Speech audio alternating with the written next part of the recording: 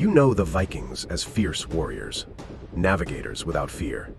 But do you know what they themselves recorded in texts and runes about the most brutal rituals they practiced? Between the late 8th century and the mid-11th century, Northern Europe gave rise to a people the world would never forget.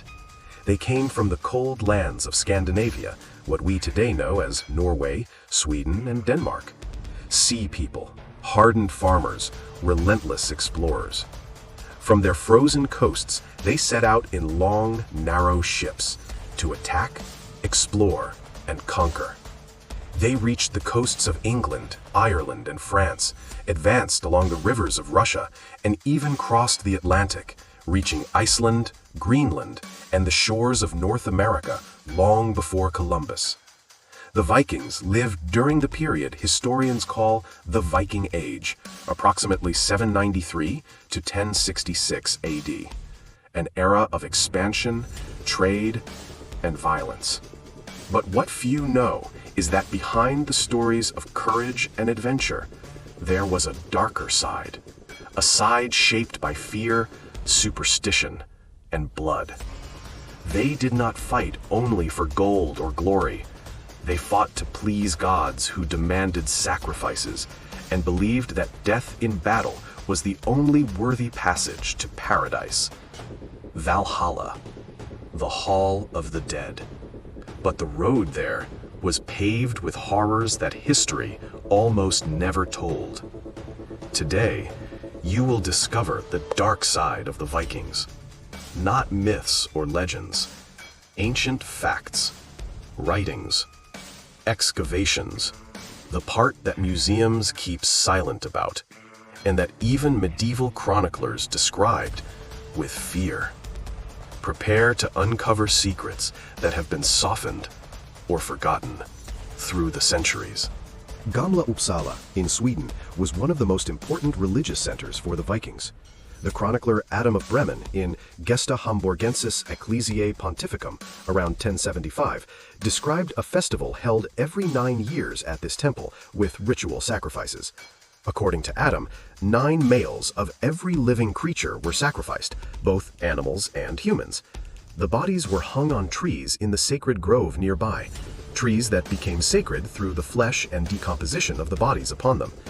A Christian eyewitness reported seeing 72 corpses of different species hanging in the grove.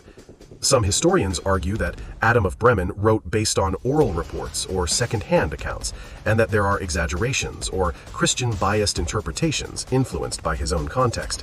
To this day, there are no uncontested archaeological finds confirming that all the described elements, bodies hanging from trees, 40-plus corpses, existed exactly as he said.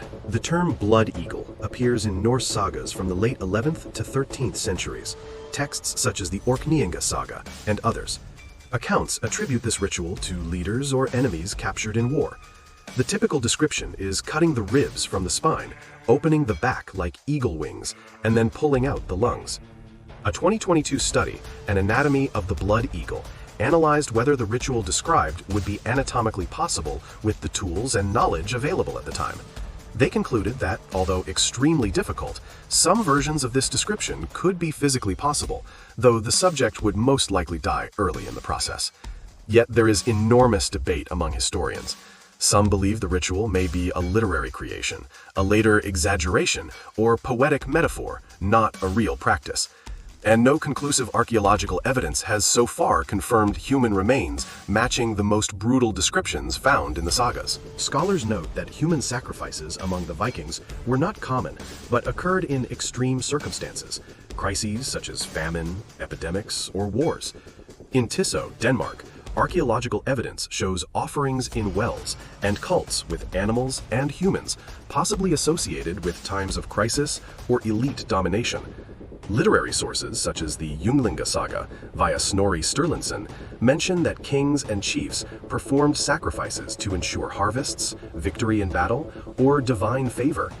These practices show that Viking religion was not only spiritual or symbolic, it was also a political and social instrument. The elite positioned themselves as intermediaries between the gods and the people. Many stories of human sacrifice or extreme rituals came from Christian sources who had an interest in portraying pagans as barbaric. This can heighten the horror, but also distort the truth. The Norse sagas were written decades or centuries after the events they describe. Oral memories, myths, and symbolism mix together.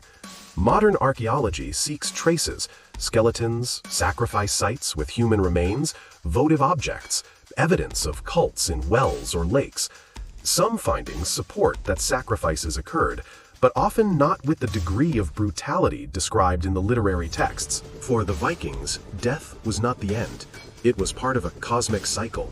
Apocalyptic visions existed, like Ragnarok, in which the world would be destroyed to be reborn.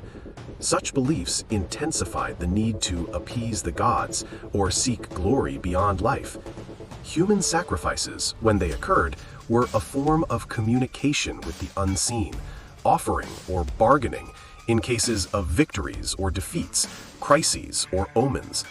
Not a daily occurrence, but extreme. With the conversion to Christianity in the 11th and 12th centuries, many of these rituals were banned or criticized by Christian chroniclers. Part of the Viking religious tradition was suppressed or adapted. Many modern works, films, documentaries, fiction, exaggerate or mix myth. It is important to distinguish what ancient sources, chroniclers, sagas, archaeology, actually say. Mystery remains. How many human sacrifices actually occurred? To what scale? Archaeology continues to search for bones, sites, and physical evidence to confirm or refute parts of the texts. These records, chronicles, myths, excavations, reveal a side of the Vikings that many prefer to ignore. Not out of malice, but conviction.